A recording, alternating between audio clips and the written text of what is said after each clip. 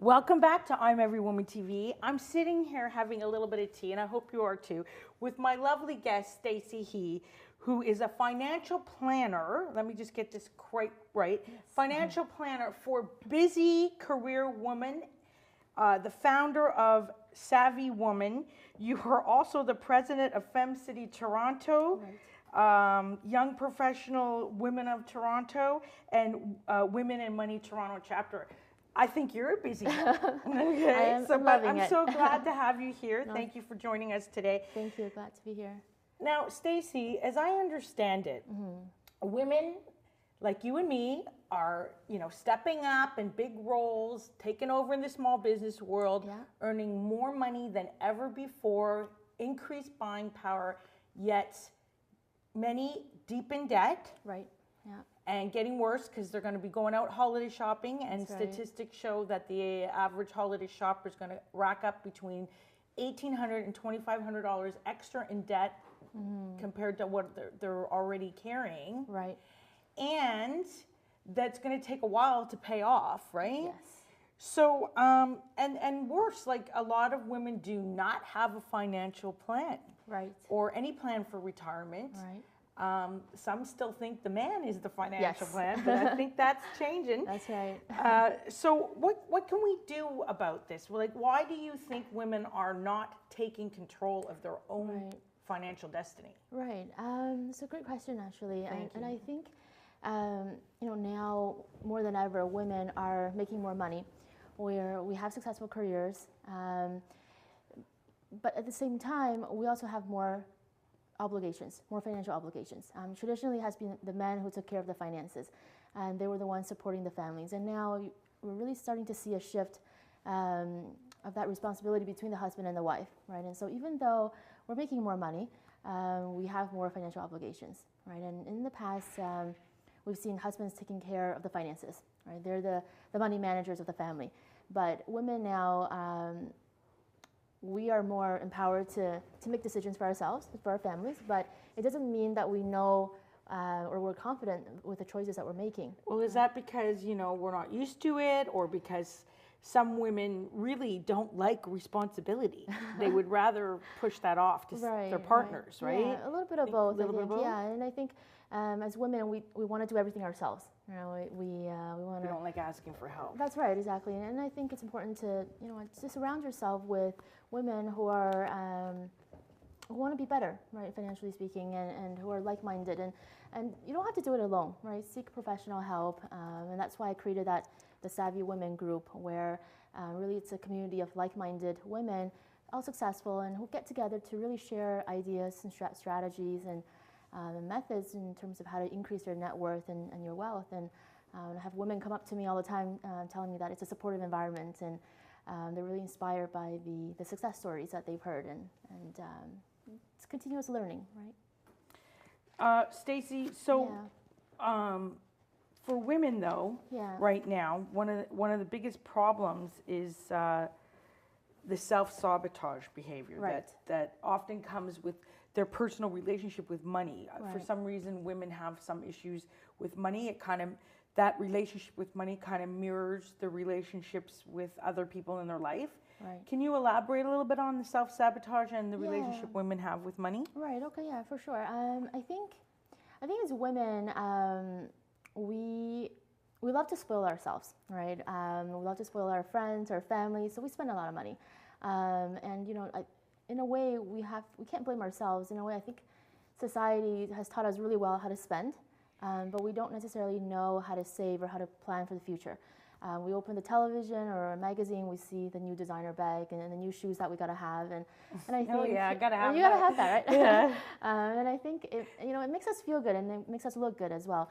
But I think we need to change that, and I think we need to know that there are other things that you can do with money, right? So let's talk about how we can change it and the other things we can do with money, especially when it comes to like saving, so that you can have a retirement. I'm all for living the abundant life, but how can we have a bit of both so we're protected for our future? Okay, that's right. I think it's important to really be more knowledgeable about managing your money. I think a lot of women, we just don't know what we're supposed to do. We know how to spend, and that's really what we know, right? And we have this idea of spend first and then save whatever's left. But really, we should save first and spend what's left, right? Okay, so walk me through that. How would you help a woman to learn how to do that? And Right. what would you recommend that they would actually invest in and then have the savings afterwards? How would you do Yeah. that? Right. So whenever I meet someone, right, it's really a multiple step process. So first is what I call a discovery meeting. So I will really get to understand the woman's current financial situation, her and her family's financial situation, where they are right now. That's point A. Where they want to be financially speaking, point B, right? Is it whether to save for retirement, to save for their children's education, buying a first home, whatever that may be. And really it's my role to help them go from point A to point B, right? And what I do is create a detailed financial plan for each individual. And really what that is an action plan of what you need to do, right? To reach your goal with a reasonable amount of time. And so, you know, with the financial plan itself, we look at your short-term goals, mid-term, long-term goals, and as well as any risk that's associated with it. And so think of it as, you know, four corners or four legs of a table, right? If one leg collapses, the table collapses. And it's similar with the financial plan. We're looking at all four things, and they all need to be complete. And So what do you recommend goes into the plan to have a balance of portfolio? right. So retirement planning is the biggest thing, right? And really, why are we all working really hard and making all this money is so that at retirement we can live comfortably, right? So that's definitely that's a main part of the financial plan. Of course, there are other aspects of it. You know, whether it's buying your first home, you're planning to do that, raising your kids you know, for their education purposes, funding your own trips. They all need planning, right? And in terms of the investment portfolio, it's tailored to each individual, and it really depends on your age, what your money is used for, right? And I always recommend a combination of stocks, bonds, and cash. And you know, someone in their late 20s or early 30s who have a long time to go into retirement, they can take more risk, right, in their portfolio, and versus someone who's, let's say, in their 60s, and really capital preservation is the most important thing for retirement, and so then maybe they're less risk that they should take. Right? So it depends on the individual. Now, when choosing a wealth manager or financial planner like yourself, what are some of the things women should look at Right. Right. to make sure they're a fit with the planner? Right. I think the most important thing is you have to trust your financial planner, right? You know, there's all kinds of institutions out there, all kinds of banks out there, and to me, that's not as important because really at the end of the day, the products are all similar. So what's important is the financial planner that you're working with. Hopefully you find someone who you can work with for the rest of your life, right? Because your financial planner should be growing with you and your family. And the way really I approach my financial planning practice is that I do a multi-generation financial plan. So I'll work with the client and then create a financial plan for the parent, the grandparent, the children, the grandchildren. So I know that the entire family is taken care of. Right. Well, that's really called leaving a woman's legacy behind. Is there anything a woman should avoid when choosing a financial planner or a financial plan? Right. I think women, we have a lot of information out there, right, about how to manage your money. Tons information overload, and I find a lot of women, when we have too much information, we don't know what to do. We end up not doing anything. Oh yeah, it's deadly. Right. That it's exactly. So I think what we need to avoid is not doing anything. We need to be doing something. Don't sit on the sidelines. I think is that what I'm trying to say is just because you don't know how to do it doesn't mean you should be ignoring it. So ask for the help. Ask for help, yes. And don't rely on the man for the Don't rely on the man, yes. Always remember that Do you one. have a success story you could walk me through real quick? Somebody that you took Yeah. from A to B? Right, excellent. Tons of stories, but one in particular, I remember I met this woman about 2 years ago. She had approached me you know, deep in debt, spent way too much, credit cards maxed out, and she really was at the bottom. You know, she hit rock bottom. And she was in her 40s, and she always wanted to own a home, right? And after we met, we went through a repayment plan, a new saving strategy, and now 2 years later, she's debt-free and on her way to owning her first home.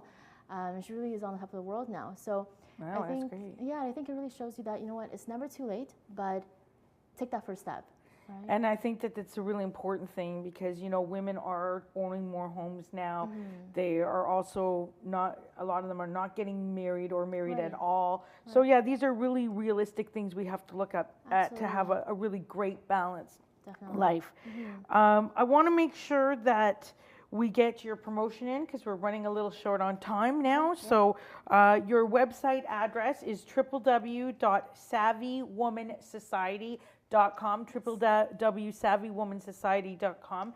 Let's talk a little bit about, Stacey has the most amazing giveaway, and ladies, you need to call me right now to take me up on this, or take Stacey up on this, at 416-802-0655. The first one in gets it. So let me tell you what it is, okay? You will get a personal financial review. Let's face it, no humiliation. Let's all be honest, we all need it. Plus a 1-year free membership to the Savvy Woman. So you're part of the society. You're not facing your financial issues alone. You can be with other women who are, you know, equally as successful as you, and learn the right strategies to maintaining that money and that lifestyle that you're working so hard for. That is valued at $100 alone. But if that wasn't enough, Stacey's really gone out of her way. As a holiday season is upon us, she has decided to throw the winner another giveaway worth $30 to Rain Spa and Salon in Toronto. Now, I know at this time of the year, I want a massage. And I'm sure you do too, and I'm sure you could get it at Rain. So that's the first caller in is going to get the financial planner review, 1-year membership to the Savvy Woman, and worth $100, and a $30 gift certificate to Rain Spa Salon. 416-802-0655. We're talking with Stacey He, who is the financial planner for busy career women and the founder of The Savvy Woman, www.savvywomansociety.com. It was a pleasure having you. The time just flew. With you. Yes. Love to have you back another time. And thank you so much for the knowledge you've shared with us today. Thank you, Jeanette. We'll be right back on I'm Every Woman TV. Stay with us. Amanda McLean is next with 31 gift ideas just for you and everyone on your list.